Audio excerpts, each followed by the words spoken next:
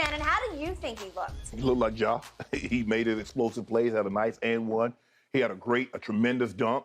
He's as athletic as we've seen at that position in a very long time.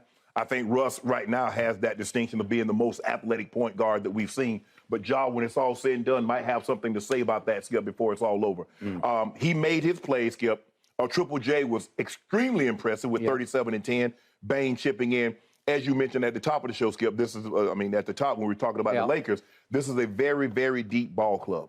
And Ja coming back, he'll blend in just nicely because he's going to have the ball. He said he wanted to, get back slowly into the flow of things, and I think he did a great job of that. And I think once he gets his normal allotment of minutes, you'll see his numbers increase, right? Last night he only played, 24 minutes? He's probably somewhere around 34 to 36 minutes on a nightly basis. So once he gets those minutes, the minute total up, he'll be just fine. But he looked like Ja to me. Tyus Jones, if you remember last year, Skip, when he was out for about 25 games, I think they won 20 of those. They did. Tyus Jones comes in. Now, he's not the scorer that Ja is, but he can facilitate an offense, doesn't turn the ball over because he's not going to do the spectacular. He's just going to do one night against the Clippers at the Crypt, Tyus Jones went off and scored, what was it, like 20 in the third quarter? But he had a triple-double a couple of nights ago, Skip. He is really good. He's really good. He's as solid as you need. He's totally different than Ja. He is. But he can run the offense. He's a very good three-point shooter, get to the foul line, make those. And so I saw nothing that would say, man, Ja didn't look like himself. He looked like himself, minus his normal allotment of minutes. And once that minute total creeped back up to where he was before he had this sabbatical, I think Ja be just fine. So, but he looked good last night. They looked extremely impressive. They looked impressive, but they are playing the Rockets. And the Rockets, I think they're trying to like steal Wembanyama from San Antonio. I think San Antonio forgot that they were like trying to get this guy. They're in a dead heat for the bottom. They are, Skip. And so everybody wants that guy. But I thought Ja looked really good last night, given that he only played about 24 minutes. Okay, this game was in Memphis, and it was, as you point out, against a Houston team that's now 18 and 55. 18 and 55. But I thought it was a great welcome back Ja night on all accounts for all involved. And he did get a predictable standing ovation when he finally did hit the floor late in the first quarter. Was I surprised that he pushed to come off the bench? Yeah, I'm a little surprised, though we've seen that trend start this year, earlier this year, when other stars have come back and said, don't start me, just sub me and let me ease back into the flow. So I was impressed. It did show a touch of, I guess you'd call it humility or presence of mind, where he said, I liked his quote after the game, I didn't want to come back and mess up any of that chemistry, because he said, I've been watching a lot of tape of how they've been playing last 4 or 5 games, and he was impressed. So he said, getting back into the flow, getting back into the offense was very important to me to be comfortable. My mental is very important to me now. Well, obviously, that's why he supposedly went away for a few days to whatever it was in Florida to try to learn how to cope with anxiety. And in this case, he said he used meditation. Maybe he learned it on his little sabbatical, meditation to calm the nerves that he was fighting before the game. And he readily admitted that I was fighting some nerves before the game. Well, usually Ja is just so out front, so full of himself that I can't even put nerves and Ja in the same sentence. I mean, do you look at him as a kid who gets nervous before a game? No. He doesn't appear, because he loves to play.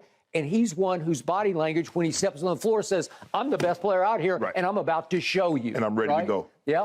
But no, he admitted, he owned up to, he volunteered after the game, I was nervous. So I thought, let me wait until late in the first quarter, and I'll still get my 24 minutes in. And yet, when he got back in, did he look like completely in sync? Not completely, but he's been gone for a while. He's been gone for, 8 games, so a week and a half, maybe 2 weeks. Right, but remember last year, he had long stretches. He's having knee issues. Because he flies too high. And he's probably going to have knee issues his whole career. It'll plague him. But the point is, he hasn't been gone for 6 months, and yet he fit right back into the flow slowly but surely. And then when that dunk occurred, what time was it? It was 11:50 in the second quarter. If we could see that over Kenyon Martin Jr., poor kid.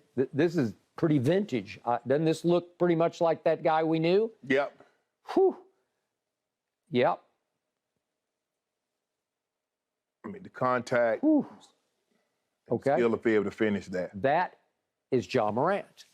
Okay. And yet when I first looked up and saw him come out on the floor, I was thinking, wait, he's got a mask on? And I forgot he was wearing a mask just before that happened. Yeah. Because he had some kind of a nose fracture. And he wore the mask, remember, at Denver on the night in question when he at 5:20 in the morning. Right. Yep. Okay, so he was wearing a mask that night because the previous game also, I think against Houston, he had suffered kind of some nasal fracture. Okay, but when he came out with the mask, I'm thinking, wait, are you just going to wear the mask because you want to look like the Memphis villain? No, he needed the mask. Okay, I got it. So in the big picture, they just looked really good. They do. Yet Houston hung in the game, and I'm going to, because we go back and forth about this guy. The young guns, Martin Jr. and Jalen Green. Okay, but there was no Dylan Brooks last night. No. And I got to tell you, we go back and forth about how good he is, but the stats tell you, and I'm talking about defensively, he is their tone setter on defense. And right now, he has moved up to 9th in individual defensive win shares. Think about that. That's top 10, 9th in defensive win shares. It's pretty good. Right. It means, again, we watch him. You've watched him up close, obviously, where is he the greatest? Is he the best in the league at on-ball defending on the perimeter? Gary Payton. Okay. He's not Jordan and Kobe, some he's guys not that like guy. that. Right. I got it. But I do think he does play the role of the heavy and the big bad bully and all So those he's things. the heel, and wrestling is called the heel. So. He's the heel. And I think he is embracing that role. Right. But I think he sets a tone on the defensive end that didn't get set as well last night. What about Skip? At this point in time, he's costing his team by missing games. Yeah. It's fine to be able to set the tone if you're there to set the tone. Okay. Now you're getting these technical fouls, and as they accumulate, the NBA takes you off the court. So at what it's sort of like it's like a fine line that you're tiptoeing on because you like the reputation of being that enforcer or whatever you want to call that guy, and yet you can't cost your team a game, and he just did. Exactly. And it almost bit them. They were getting in some trouble down the stretch, but it helped, and Ja finished the game, and all is well. This team is also poised for takeoff. And by the way, they had won 6 of their last 7 without Ja. Now they've won 7 of 8. Right. They are a factor. They are a force. I still consider them, if I'm rooting against, I consider them more of a factor and force than the Denver Nuggets. I know Denver took them apart on that night in question. Right. Remember, Memphis was up 8 at halftime of that game at Denver. This is the night of Shotgun Willies, right?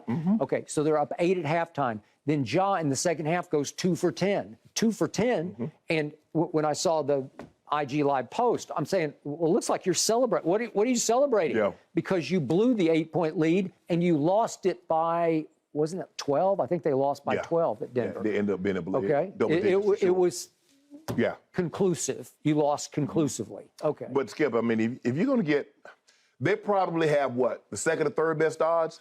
If you think the Suns have the best odds in the West, they've got to have what right there behind them, second, third at worst. Yeah. And if you're going to get this kind of offensive production out of Triple J, and you know what Ja's going to give you, Ja normally gives you 27 a game. You get Bane giving you what he gives you. If you're going to get this kind of offensive production, let's just say you get 20, mid-20s from Triple J. Well, they're going to be tough. Because I believe Jackson should probably be Defensive Player of the Year, Skip. He's outstanding. He had another 2 blocks last night. And so he's the guy that he controls everything. He can guard on the perimeter, and you're not getting easy shots in the lane because if he's close by, he's coming. Yeah. And he's good at chase down also, so he can protect the rim. They're going to be a tough if they don't have any injuries. Yeah, they're going to be a tough out. They're going to be a tough out. I got it. All right, I got to ask you about this. We're going to delve deeper into it later.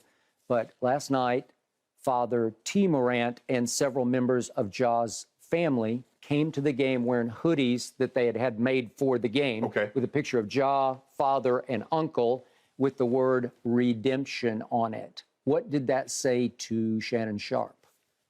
redemption. What is Ja? I mean, is it like what he's gone through and he's looking for redemption? Because that look, is that like from the game, like the back of me or something? Is that the hoodie? Is that? I didn't think so. I thought it was T and uncle. I think it's his uncle. I don't think it's you, but I could be wrong. I don't know. But I don't know what redemption is. I mean, what is he redeeming?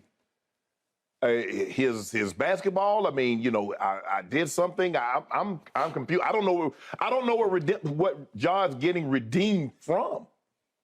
Okay, I can take it one of two ways. Okay, just general personal redemption after what he went through to redeem himself for the city of Memphis, for the Grizzlies, for his team, for himself. Right. Or are you trying to suggest redemption because he was unjustly punished, right? Yeah. Well, I can't see how you could say he's unjustly punished because I thought he got off pretty lightly. All things considered, he's back after 8 games, and he did not lose his Nike deal. He lost the Powerade, but he did not lose Nike. And I think all things considered, it turned out pretty well for him. And like I said, maybe they just put him on a probation period, Skip. They did take down the ads and say they're not going to run the ads. Maybe it's something that they revisit in a couple of months. Who knows? Maybe a year. And hopefully that's the case. Everybody gets to move forward. But like you said, maybe it's the redemption of, look, my son went through something. He's looking to redeem himself. He's not what he portrayed himself to be. And so now we can move forward. But that's the only thing. And I can take, I don't think, ain't no way they can fight he was unpunished unjustly considering the accumulation of the incidents that have taken place over the last 4 to 5 months. 5, all told, in about 6 months. Because something happened this summer. Okay. Here's Ja's quote after the game. That was my family's idea, the redemption hoodies. It's me coming back after some negative things have been said constantly throughout this whole thing, basically, year and a half now. How I felt, kind of like a redemption, obviously. It could have been worse. I got a second chance. So I'm having trouble reading into there. Yeah, negative things were said because you did negative brought things. it on yourself. What about accountability? You see, again, he's pushing, something was said. What about what you did? What about what you've done? Where is the accountability on your part? I got no problem with his family wanting to support him. That's what you should do. Family should stand by one another. But with lack of accountability and a lack of responsibility, there can be no change. No. Again, it's the things that have been said. What about the things that have been done? Great point. Concur. Final line from Ja last night. I want to show who Ja is as a person. Every time an athlete goes third person and refers to himself by his name, it's a little concerning to me because do you have an identity crisis? Or are you or him? Or who's the real you? We'll see. Are you okay? We will see. We'll see. We're about to find out. Just watch. A lot of folks hoping this is a fresh start for Ja Morant across the NBA, that's for sure. Thanks for watching, Undisputed fans. Subscribe here to get the very latest from Skip and Shannon. Plus, go watch a few segments from our other shows on FS1.